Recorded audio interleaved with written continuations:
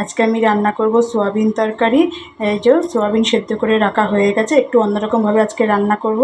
এটা সোয়াবিন, যে আলু কেটে রেখে দিয়েছি, পেঁয়াজ আদা রসুন সব একসঙ্গে বেটে রেখে দিয়েছি, মশলাও রেডি করেছি। আর এটা হচ্ছে মাটনের চর্বি। তেল গরম করতে দিয়েছি, এখন একটু সোয়াবিনটাকে ভেজে নেব আমি প্রথমে।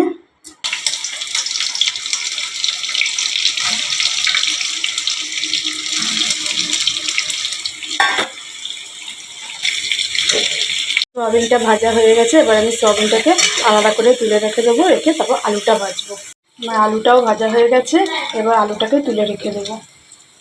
একটা শুকনো লঙ্কা ফোড়ন দিলাম, আদা রসুন বাটাটা দিয়ে দিলাম, দিয়ে যতক্ষণ না মাছটা গন্ধ যাচ্ছে ততক্ষণ একটু দিয়ে কষাবো পেঁয়াজ আদা রসুন বাটাটা।